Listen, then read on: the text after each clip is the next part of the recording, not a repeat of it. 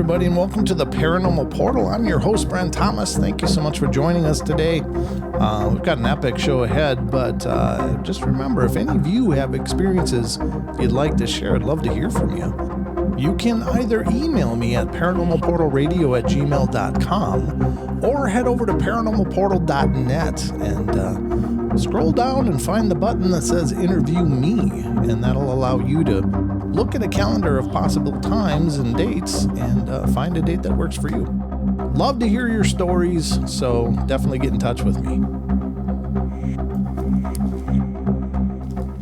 Hey everybody, welcome to the Paranormal Portal. I'm your host, Brent Thomas, and really thrilled that you're here to join us on this journey today. Thank you all for all the love and support that you guys continue to provide, and we hope you continue to enjoy the shows, and feel free to let other people know about the Paranormal Portal.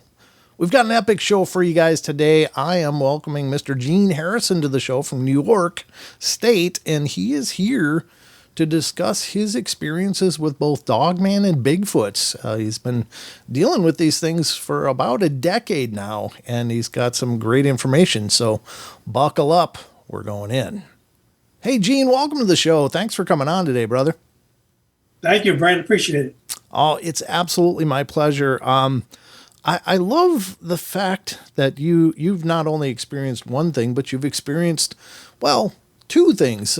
Generally speaking, people have a Bigfoot experiences or a Dogman experiences or series of them, but you've got both. So this must be a pretty incredible area, huh?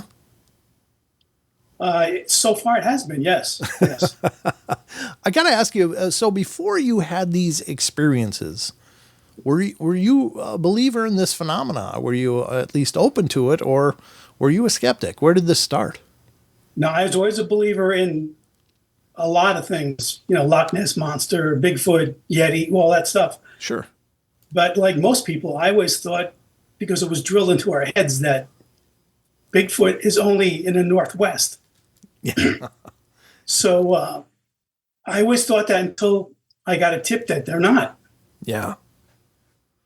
Isn't that crazy? I mean, that for me was an incredible revelation as well. That, I learned from Leonard Nimoy and In Search Of that there was a creature in the Pacific Northwest called Bigfoot. And then years and years later to find out, well, they're pretty much everywhere. There's Bigfoot claims in every state except Hawaii in the U.S. Mm-hmm. That's just bizarre. So you did have an open mind. And so how did all of this begin for you?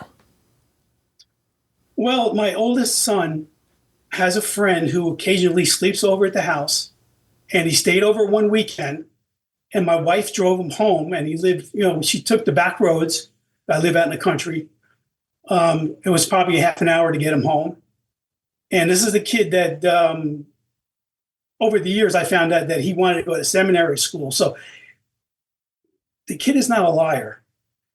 And he told a story. Well, my wife mentioned she drove past the street, and she said to him, "See that street right there? There was supposedly there was a Bigfoot sighting there years ago." So the kid that doesn't say much turned to her and said, "Mrs. Harrison, they're real." And that, piqued her interest. So he decided, he further told her the story about he lived in a rental house with his family, and behind the rental house was I call it a gas cut. It's like 100-foot clearing for the buried gas lines. So if you cross over that, there was an abandoned house. And then beyond that, there was another abandoned house. Then there was just woods. So the youngest son and him used to go to the first house and play basketball because they left their basketball hoop there. And one day they were over there playing, mm-hmm. and they were facing the second abandoned house, and the ball got away from him. And he went over and picked it up. And as he stood up, he saw this thing behind a tree. And I went over and measured. It was 40 feet from where he picked up the ball to where this thing was. Mm-hmm. And they were both looking at each other at the same time. So he saw it. The younger brother saw it, and the creature saw them. And they all ran different ways. Oh, my God. So I called the father and I said, can I come over? You know, that's how I know about the 40 feet Sure. and got more info. And I said, listen, that house is abandoned, but how do you feel about me putting up trail cams? And he said, go right ahead. So I did that and probably sat out there 6 months or so, and I got nothing. Nothing except maybe his father getting on camera by mistake a couple times. Sure. But I went on a map after 6 months of nothing, and I found the area near there where the biggest area of vacant land was. And there was a park. Believe it or not, it was a park. And it was only like a half mile from a town. So I said, I'll go check this out. So the following day, I went there, and it was in January.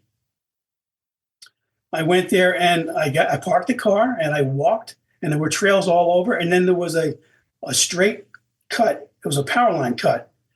Something told me to take the power line cut. So I walked probably a mile on a power line cut. I got to the end. It went right and left, the power lines. But something told me to go up the hill, and there were trails up there. They said, go, whatever it is. I've always listened to that little voice in my head. In my career, it helped a lot. So I went up the hill and I went into the woods, and I followed my thoughts of which trail to take. And I probably walked another 3/4 of a mile on this trail. And I got to a little, like a hill where the sun could come through the trees, and it had melted the snow. Uh-huh. And then at nighttime came, it refroze. But right in the center of that, I found 2 footprints. One was 17 and one was 14. Oh, wow. But only one print apiece. So I was there frozen, like I couldn't believe it. That was the biggest footprint I've ever seen. So I took a picture, I sent it to my wife, and all I heard back was, wow. So Yeah. Wow. I went back to the car. I went home, and she said, can I go with you tomorrow? I said, yeah. So we went back the next day, parked in the same spot. And she didn't walk 100 feet toward the power lines, and she found a 3-toed. I didn't measure the length, but it looks like it's about 15 inches. But it was 3-toed. Oh, wow. Very odd. So I took pictures, and then I scribbled it out so nobody else would see it. So we walked that day, and nothing else happened. But over the years since then, I've been going up there and, move my trail cams around to see where I get the best footage, if any. And a lot of times I didn't get any. So I'd move the trail cam somewhere else. And then there's one set of footage I have on the camera. I always kept it like 2 years because it looked like there were bicycle reflectors in the trees. Oh, wow. It's just a daytime shot. When the sun would go through the leaves, you'd see bicycle reflectors, it looked like, light up. Oof. I said, I like to know what that is, but I had no idea. So like 2 years went by before I did anything about it. And I sent it to this lady I met. And she sent it back probably 3-4 hours later. She said, what you got there? You got yourself a Bigfoot. And my wife and I looked at it, and I said, I don't see it. So I went to bed. Like we usually go to bed early. Next morning, I got up and I looked at it closer. And I stared at it for a while. And I said, I do see a figure. I said, but that's not a Sasquatch. Ooh. It looked like a dog, a black dog, standing in the trees. And I looked closer. I found 2 other dog men. And behind these dog men, maybe 10, 15 feet, in a tall tree, sitting up on a branch, was a juvenile Sasquatch. So that's the first time I saw them together. So I knew they were up there then for sure. So I've been going back and forth for years. And a lot of times, well, until September 2022, a lot of times I'd be up there and saying, it's wasting my time because I'm getting I'm getting stuff on a trail cam, but it's like for example, I said at one time 15 feet high up on a tree, and something came up in front of the camera, but it was so close that the whole image was whitened out. But I could see the shape of the head, cone-shaped head, no neck, and massive shoulders. And you can see his arm reach over. So I know they're up there. So time went by, moved the cameras, I got this and that, not much that people would believe anyhow. But one day I call it Area 2.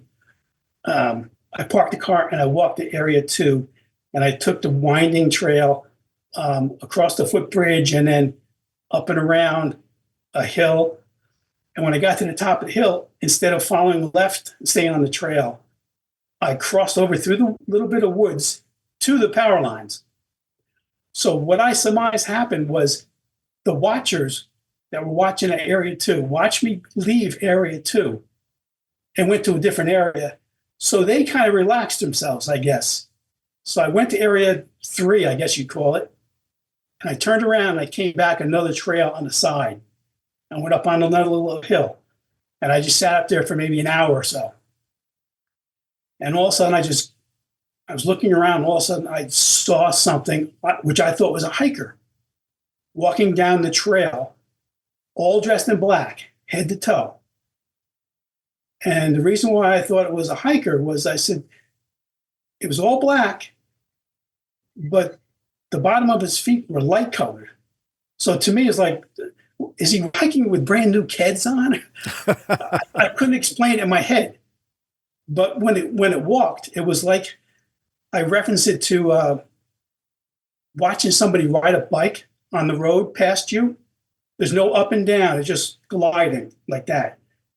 And I saw it short enough, but time that I saw the leg bend. The foliage covered it in some spots, but I saw the leg go up, and that's how I saw the bottom of the foot. So I told my wife, I said, it had to be a hiker. It had to be. So I don't know how much time later, we watch all these, a lot of them are dopey shows on Bigfoot. Mm-hmm. And one lady was telling about an encounter, and she said, the damnedest thing was the bottom of his feet were white. And I looked at her and she looked at me and I said, I don't think that was a hiker. Right. Yeah. So I went back. I did the same exact thing again. So I'm up on the hill this time, and I hear a man and a woman walking the trails. I couldn't see them, but I heard them. And I could hear them because they were talking the whole way about where they were on the trail. Now they crossed the footbridge and they walked up the winding trail. They went to the top and they turned left. I could hear them. And as they faded out a little bit, I just happened to turn and look at that footbridge, and I saw the same figure run over the footbridge. Wow. Like towards them to keep an eye on. Uh-huh. I said, it's either the same one or that's his brother. Looked just like him. And it was like, again, it was all black. So. That's amazing. Wow. Now that was the first. Yeah. That was the first. So, yeah. I got to ask you, in that picture that you saw the canid faces and then back the juvenile Bigfoots allegedly on the branch, were they looking at the camera like they were looking at it like, what the hell's that kind of thing? Yes. Okay, so they were hiding from the camera. Wow. Yeah. That's. And I guess the juvenile Sasquatch was either too young to care, mm-hmm. or he thought he was far enough away where I couldn't see him. Wow. It's clear as day. That's incredible.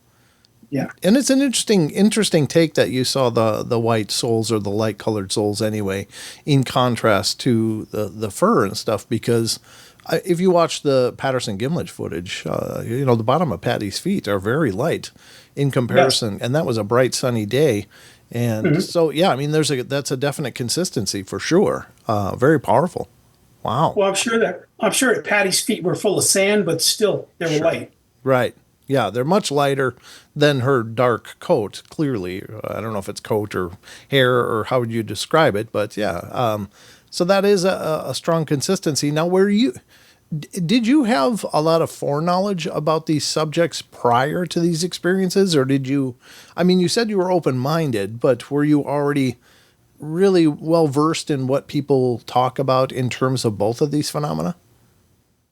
No, to tell you the truth, I thought Dogman or Dogman was something that somebody made up because maybe Sasquatch was getting too saturated. Right. So somebody came up with the Dogman. Yeah. So I thought, well, anything is possible, but I thought it was probably a bunch of baloney until I saw it. Yeah. Tends to change your mind. Yeah, that's hard to ignore that evidence right in your face for sure. Did were you surprised by the fact that they were in close proximity to each other? Because traditionally, most references to Bigfoot and Dogman is very adversarial by a lot of people's claims that if they're in one area, the other one isn't there, and they're in a different area. I mean, they might have potential territories, but generally speaking, they don't seem to commingle. But what you were witnessing was they were definitely in close proximity. Was that a surprise to you? It was, yes. And since then, I've gotten quite a few pictures of them together. So now I'm speaking of the area that I go to. I don't know about anybody else's sightings. Sure. But I see them together enough where it makes you think, like, could they be related somehow? I mean, they're like brothers and sisters. They're so easy around each other. In fact, I have a picture of a Dogman and a Sasquatch hiding behind a tree stump, a fallen tree. Okay. And there's one little branch in between the camera and them. And they're both trying to hide behind this little branch, and they got their heads together. Wow. And you can zoom in, you can see one's a Sasquatch, and the other one, I think, is a Dogman. Interesting. That's fascinating. Yeah, that's not what most traditional beliefs are about it.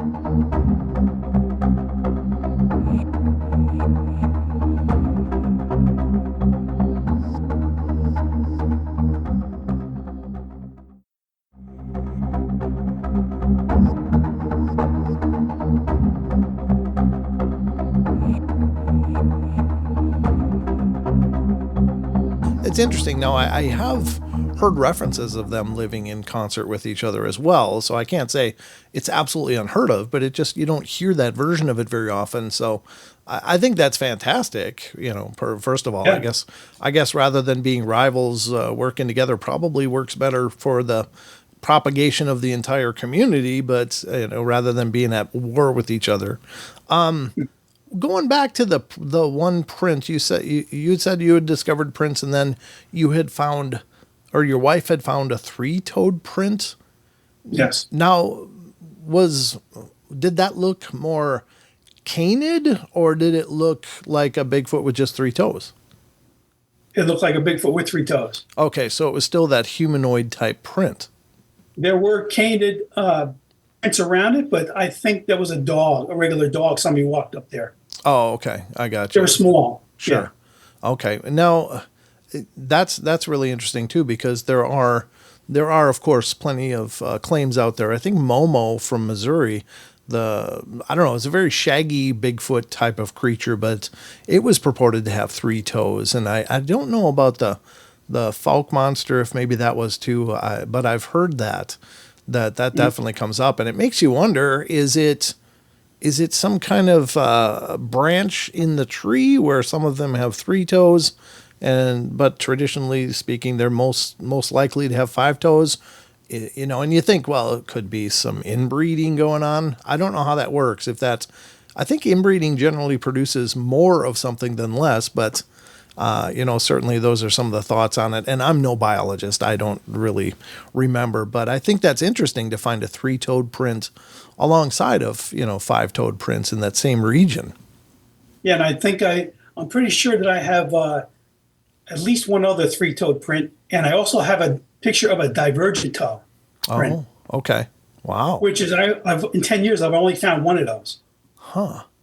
But it was a juvenile with a divergent toe, like a chimpanzee. Yeah, or a gorilla, yeah. That's Yeah, pretty intense. Probably much better for climbing. much better. Yeah. And you got to wonder if, if, as you suggest, if they are related, maybe some of these anomalies are due to, them having a similar enough genetic code that they could interbreed. And that might create some of these, like the divergent toe and the three toes and things like that. That's an interesting take as well. So, I mean, who can know? Again, these subjects don't lend themselves to rigorous study. And so it's just throwing ideas into the wind here, but it's just something to consider. So this all just kind of landed in your lap. And did you find that after that 6-month period, you mentioned that you really didn't get much? It seemed like they were, if they were there, they were actively avoiding the cameras. What do you think changed that suddenly they started to be, was it the familiarity with you in that area and, your scent on equipment, do you suppose, that they were like, well, that's just Gene's cameras, there's nothing to worry about? Or do you have any ideas about that? Well, like I say, I've gotten things on the camera, but they tend to avoid them. Mm-hmm. But once in a while, I think I'm surmising again now. Sure, absolutely. That some of the older ones that are probably with the younger ones at night and are saying, don't be afraid of that, that camera up there. And they go up and they'll put their face in it, but they won't stand out and 10 feet away and say, look, I'm here. They won't do that. Sure. But I got to say, there's one time when I had my camera set at 6 feet high because I had to reach up. I'm 5'9". I had to reach up to change the card in the camera. Okay. And it was right at dawn, so it wasn't totally light yet. It was just starting to get light. And for some reason, the camera didn't catch up. I think it malfunctioned or something. And so, however it works, I don't think there was a light on to let them know that the camera's working. Because I had this figure walk by the camera, and he's probably 2 feet above the camera. And time goes by, and then toward the end of the video, which is, I think, 30 seconds back then, it would walk back. So it wasn't just a fluke. It walked this way and then that way. And it's got to be at least 2 feet above that. Wow. That's pretty big. Yeah.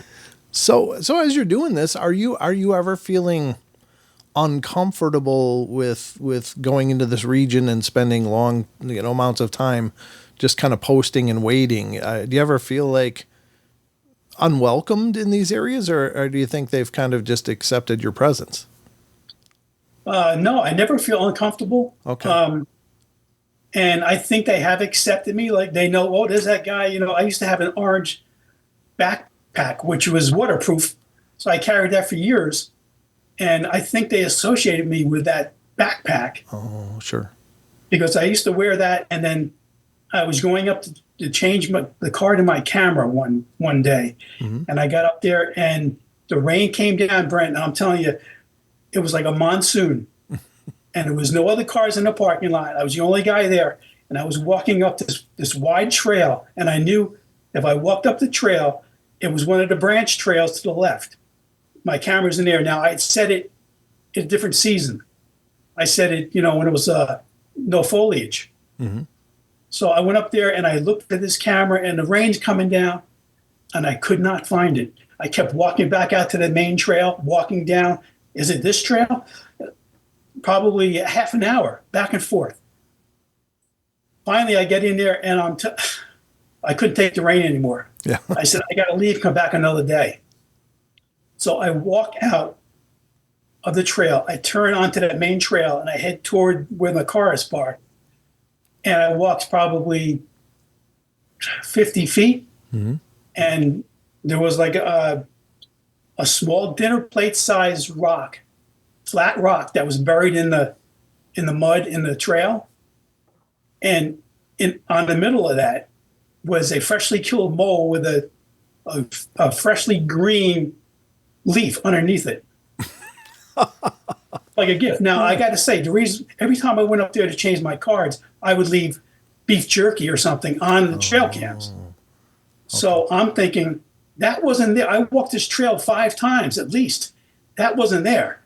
Wow. Now, all of a sudden, this mole is freshly killed. It's wet, and it's got the green leaf on it like a garnish. So I looked at it, took a picture of it, and I said, to this day, I feel bad that I didn't at least pick it up like I was going to take it home and eat it. Oh, sure. Because I probably insulted them. Right. So I just left it. But that was my first thought. Like, I think they're friendly. I'm leaving stuff for them. They're leaving stuff for me. Right. So yeah, that's happened quite a few times since then. That's fascinating. When you were having, you said you trust your intuition, and you were you felt like you were guided. Do you think it's possible? And I realize this is wild speculation, but sometimes people talk about, mind speak with these creatures or these beings. I don't want to say creatures because I don't mean to diminish them, but these beings seem to have at least the potential for telepathic communication. Do you think that might have been them guiding you? Well, the question is, why would they want me to see them? Sure. Yeah. So I don't think so. Okay. Fair enough. Yeah. But it's possible. Like I say, my mind's open. Sure. Yeah. And I'm just on the outside looking in here, but it's just kind of neat. I believe in intuition very much too. It's been a big part of my life and trusting that. So I really respect that.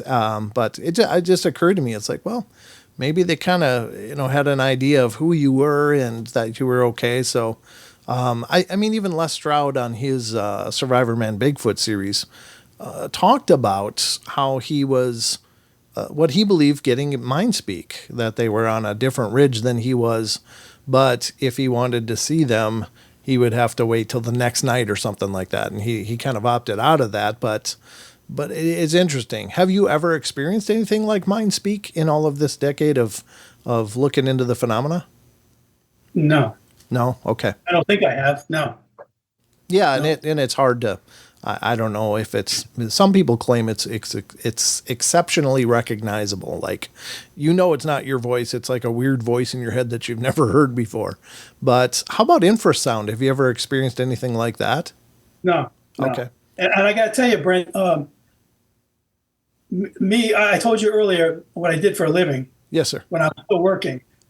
So I was a stuntman for 40 years or 42 years. Mm-hmm. And there have been many times where I was standing on top of a building in Times Square, Manhattan, and I was about to do a high fall into Times Square. And that voice would tell me something like, correct this, do that. And I've always listened to it, and it's always paid off when I listen to it. So when I get that voice in my head, I listen to it. Yeah, that's very powerful. Yeah, because in that career, to not listen to those intuitions would be fatal. Yeah. Yeah. Yeah. That's for sure. Yeah. Well, that's fantastic. So, what do you? How many of these things do you think might be up there in this region where you're checking them out? Oh. Do you have an idea? I'm going to get people shaking their head when I say it. Sure. I hesitate, but this area's got, I call it sections. Okay. Because there is a road going down the middle of it. Call it for fire or whatever. And there's a couple lakes. So maybe it's a fire road in case there is a fire. I don't know. But so I came up with sections. Okay. Now, what I think is when the male adults get too old, they go to their own section. They start their own family over there. So I've only explored probably 3 sections. There's probably 6 or more. I've only explored maybe 3 or 4 of them. Okay. And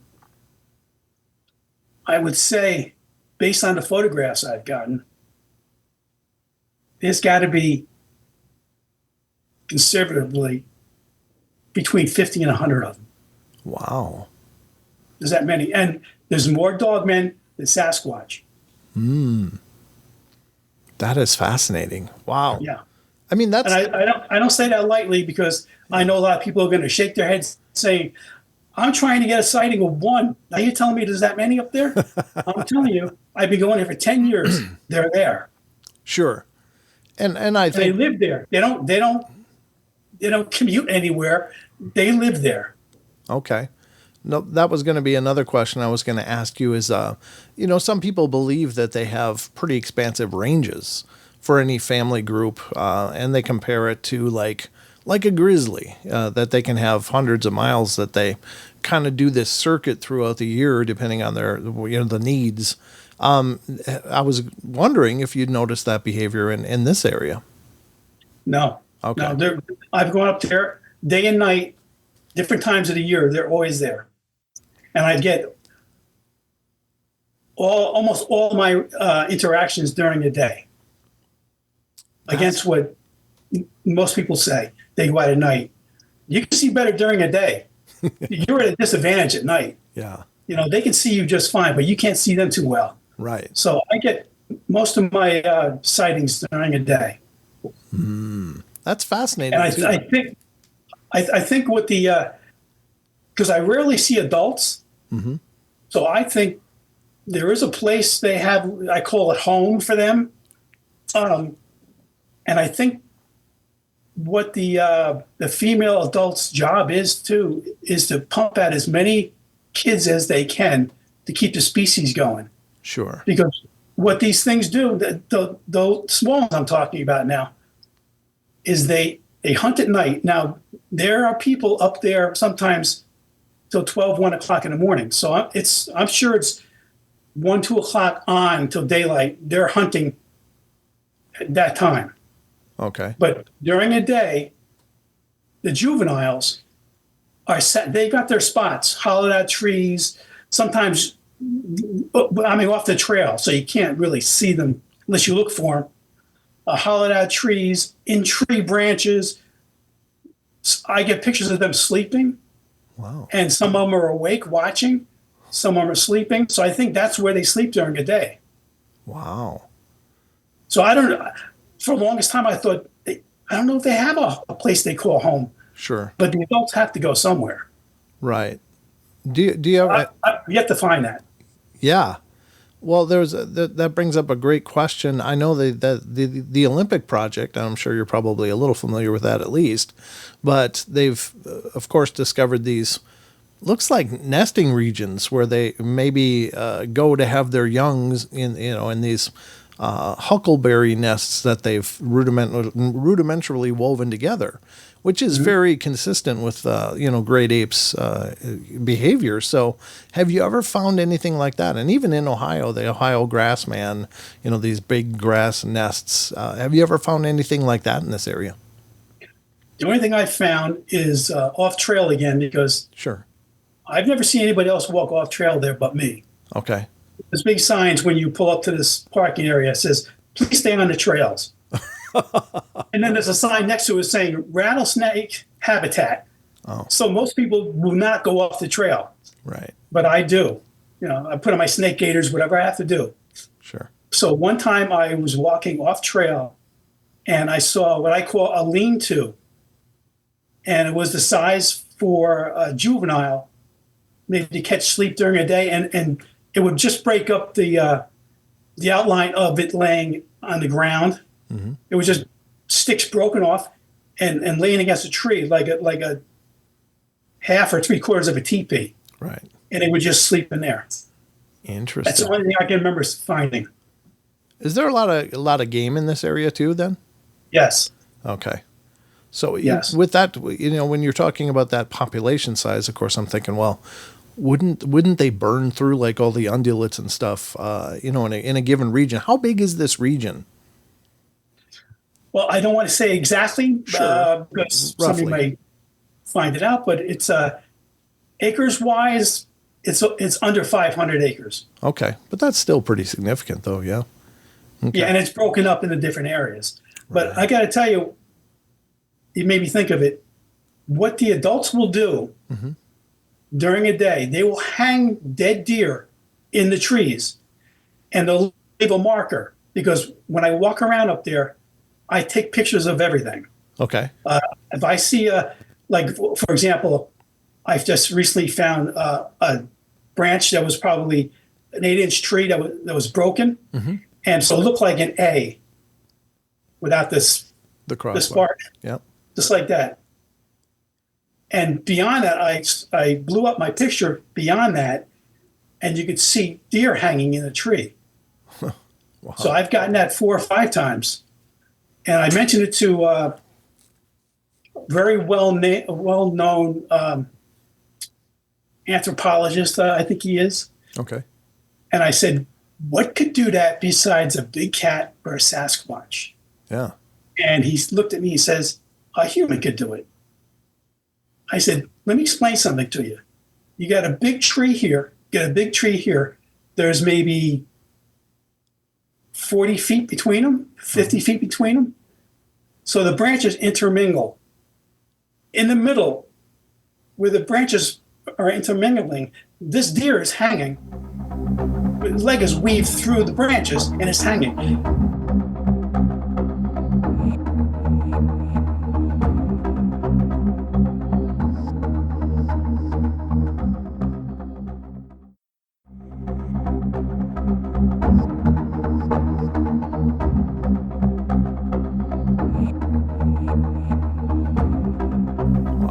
I said, first of all, how would a human get those branches down to the ground to tie up the deer, to let the branches take it back up? Right. It's impossible, but I knew I was fighting a losing battle, so I said, okay. Yeah, fair enough. Now, I have found that. I'm sorry. I got to tell you, too, that recently I found another shot of a deer in a tree, and I blew it up, and Brent, I swear to God, there was a creature coming out of the belly. It was gutted, and there was something coming out of the belly. Oh, wow. And it didn't have hair on it. What do you make of that? What it was. Infant? Oh, okay. Possibly. Okay. I don't know. Wow. Jeez. How high up are these deer? I mean, in a matter of feet, would you say? 30, 40 feet. Oh, my God. Yeah, nobody's going to hang a deer 30 feet up into a tree. And who's got the strength to do it? Right. And why would you put it that high? I mean, you keep it out of the reach of, like coons and maybe black bear and stuff, but 30 feet is exceptionally exhausting. I can't see anybody doing that. Then you're just feeding the birds. I always think, could it be a bear? Could it be this? Could it be that? I always try to rule everything else out. Sure. And that's what I came up with, especially when I saw that creature coming out of the belly. Yeah, that's very, very weird. And you can see it. I have 2 pictures of the deer gutted, and it looks like they did it with a laser. Really? It's so clean. Oh. Yeah, and you can see the guts. Oof. It's almost like the predator, right? Yeah. And the question is, what do they do with all those carcasses when they're picked clean? I've never found skeletons on the ground. Mm. So I'm thinking possibly there's 2 bodies of water. Possibly they throw the bones in the water. Oh, sure. Because that would be just one section alone, figure at least 2 deer a night, at least. Mm-hmm. So if you add up all these sections, that's a lot of deer. Yeah, it is. But they got to hide it somewhere. Does this region have like any natural cave systems? Is it part of the geography up there? Not that I know of, and I've never found one. Okay. Because of course, some people would like to say that they're perhaps subterranean, and I think that stands to reason, at least a possibility. But if you're not familiar with there being natural caves and known caves in the area, then maybe that's not as likely. I don't know. But then there again, if they did have a cave, certainly that might be where the bones are. Could be, but they've got to take all those deer carcasses to the cave. Right. And maybe that's what they do. Maybe they hang them to, I mean, again, it's wild speculation, but maybe they hang them to kind of bleed them out and I don't know, drain them. And then after they're ready, they bring them down to wherever that might be. And that might be where they're consumed. It's just hard to say. But, maybe. I never thought of that, but sure. But then how do you explain the thing coming out of its belly? Those darn kids. Yeah. And the other thing is that the people mention how smart they are. Mm-hmm. And I'm telling you that the juveniles can be outsmarted because they don't know what technology is. Sure. So if you get yourself a good camera with I have a camera with 125 optical zoom. Wow. Okay. And once I locate one with my cell phone camera, because that has a digital zoom on it, but at least I can see, oh, there's something I should look at closer. I zoom in with my big camera and I get a better shot. But most of the time they are behind leaves, behind branches, but you can see the outline. And some people have looked at my pictures before and say, that's pareidolia. Oh, yeah. And my answer to that is, how is it pareidolia when you have at least 50, maybe 100 pictures of the same subjects? Sure. The same symmetrical ears, sometimes nose shine on it, sometimes eye shine. That's not pareidolia. Right. Especially when I have full shots of them laying down, or whole body. So you put it all together, they're there. Yeah, I mean that does certainly lend a lot of credibility, and I would direct people to look into the Freeman footage, because Paul Freeman took some amazing footage back in the 90s and caught some great stuff. But there's one part that's pretty well outlined in the Freeman Files book, and that is this combination of frames that was grabbed, and I think Dr. Jeff Meldrum and Michael kind of and perhaps Doug Hijack of Monster Quest and his new podcast and stuff, they kind of dug into this and found some frames where literally by the Bigfoot moving back, it disappears. Now it's just so perfectly blended in that your eye just loses it. They are so good. They are masters of their domain. And then it takes a step out, when they go backwards and forwards, it's like, God, you can't even tell where it is. And then, oh, there it is. It just comes out of nowhere. So I don't know personally what to do with things like the cloaking and the portal ideas with these subjects. I'm not saying it's impossible. I'm just saying I don't understand that. And it's hard to wrap my head around, but I don't ever say anything's impossible. But certainly when they are, these beings are in natural ghillie suits. So, if you think of like a Marine recon sniper or something, they're absolutely invisible until they want to be visible. And I think it's very true for these things. Yeah. Well, think of this. Did you ever see one of those hidden object puzzles? Oh, sure. Yeah. Yeah. Okay. So I liken it to that because if you look at a puzzle, most people, including myself, most of the time don't see the object. Right. Now, if you turned around in your chair and they took the object that you're looking for and they put it over here and they showed you the object without the puzzle, and then you stayed looking that way and they put it back in the puzzle, if you turned around, you could find out within 30 seconds. Yeah. Because you know what you're looking for. Right. That's how it is with them and me. I think that's a brilliant correlation, because I've heard that from several people, like Bear from the Bigfoot Outlaws back in the days. Like, you got to learn how to see them, how to look for them, because we're traditionally we look for silhouettes. I mean, we just have very, very basic recognition. But when you're in the wilds and stuff, it's like a hunter knows how to look for the deer. They've learned what to look for, how to see them in their camouflage and stuff. And so I think the same is very much true for the Bigfoot and Dogman perhaps as well. So that's a great point. They are very good at what they do, but once you understand what they do and how to look for that, maybe they become blindingly obvious, Yeah, and to address the cloaking idea, I was in the area I call 3. There's a wide stream that runs down the side of it, and it was a very windy trail.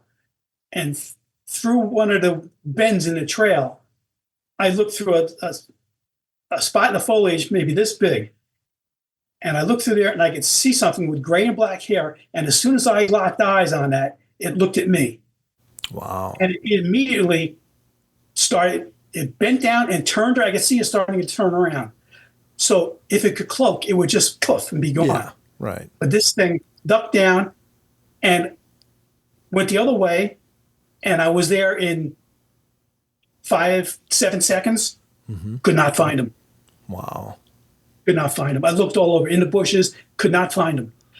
As I walked down the trail, I heard bird calls, and I had to laugh. I'm standing by myself like, that's not a bird. That's not a bird. So somebody's trying to imitate a bird, Sure. tell somebody something, and it wasn't a bird. I could not see him. That's amazing. And, I hear that about them mimicking owls. And people say it sounds like about a 500-pound owl. It's like, ooh, ooh. So, yeah, that's interesting that you point that out, too. It's like, that's not a bird. I know what this is. Very And true. I've got a picture that unfortunately, I looked at this later on when I got home, and I blew it up. But I'm taking a picture, and there's a tree that's almost on the edge of the frame. And I expanded it so I could see a little more of it. And way up here, you could see a juvenile Sasquatch clinging to the tree, just being silent while I'm standing right next to it.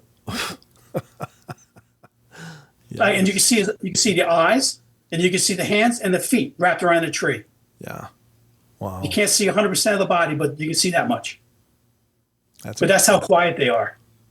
Yeah, yeah. There's no question they are exceptional in their own domain. Just like you can traverse from wherever you are to your bathroom and kitchen without missing a beat. Well, as we were talking about before the show, I think that this is their domain. This is their home, and they know it backwards, forwards, left, right, everything. They know nooks and crannies and stuff.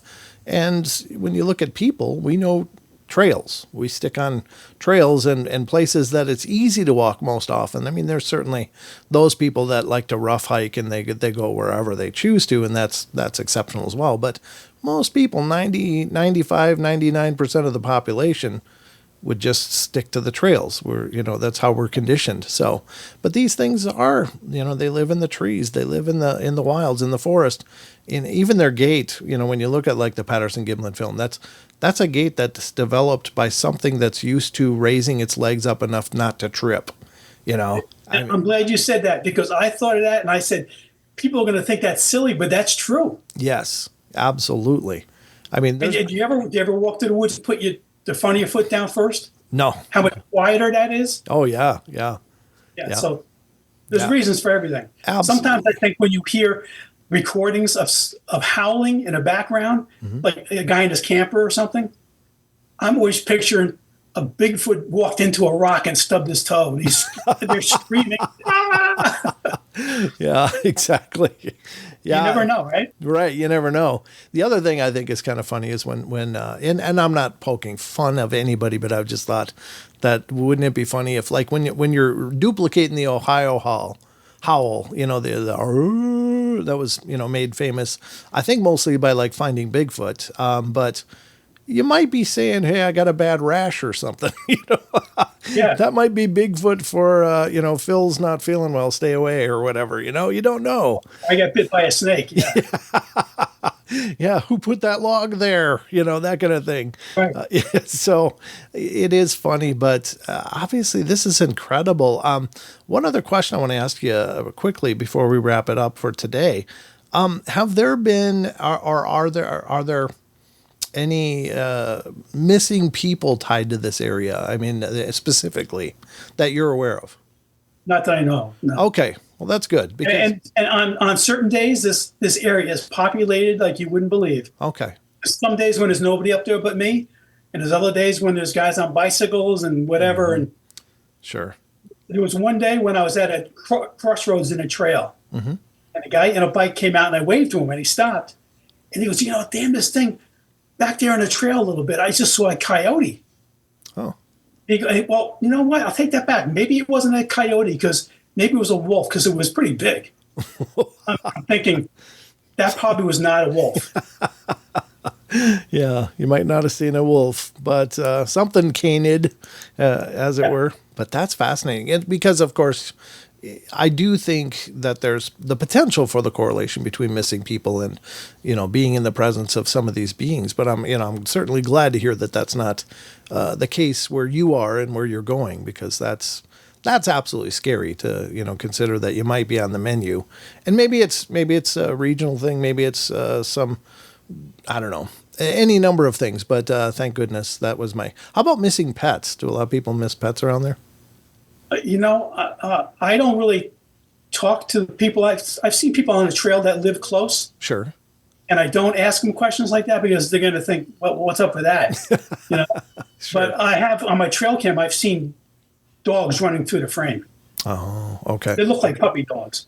So I wouldn't doubt it. Right. Yeah. I mean, that certainly is a pretty consistent correlation to these things being in an area, is that people start losing their cats and their dogs, and it's like, where's Fluffy? Yeah. On every lamppost or whatever. So interesting stuff. One guy did mention to me, he said, don't be in here overnight or at night. And at the time I'm thinking, what does he mean by that? Maybe he meant because they're out then. Right. Maybe he does know. Yeah. Yeah. And that's the safest advice to give you without exposing himself. Yeah.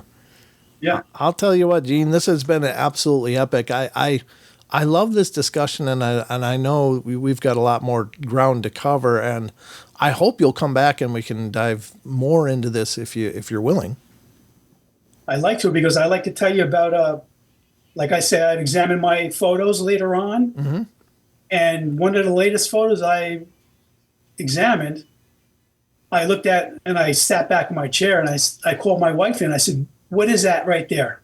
Mm-hmm. And she looked at it and she said the same thing I did. Ooh. And it was a skull. So if I'm correct, unless they made a mistake, they don't bury the dead. Oh. They hide their dead. Ooh. The problem with my camera, I don't have GPS on my camera. Sure. So I've got to try to find where that location was by just the picture. Oh. And the foliage is out now, so it's harder. Sure. When the foliage drops, I'm hoping to find it. Wow. Yeah, but yeah, I can update you on that, because that would change everything. Please do. I'd love to hear more about that and your continued experiences as you're continuing to dive into this. But it's been an awesome pleasure talking to you, sir, and thank you so much for coming on the show and sharing your experiences. You're welcome, and thank you for the opportunity. All right. Well, you have a wonderful day, and we'll get you back on, and we'll dive deeper if we can. Okay. Thanks, Brent. All right. Thank you, Gene.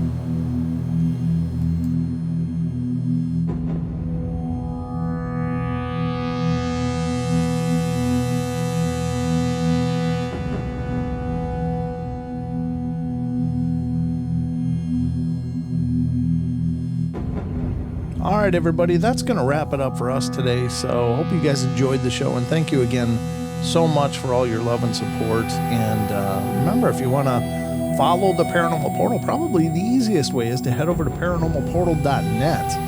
And that's the homepage for the Paranormal Portal. And you'll find links to all of our different social media and sites and information about the shows, including our YouTube channel, which is youtube.com/paranormalportal. Or just look for Paranormal Portal on Google or whatever search engine, and you'll find links to our social media such as Facebook, Instagram, TikTok, and Twitter. So we're kind of all over the place, and we're spreading as well as we can. But anyway, thank you so much for the love and support. Y'all take care, and remember, we love y'all. Be good, be kind, be nice. Take care of each other, help each other out, find the magic in every day, and remember to laugh as much as you can. Until next time.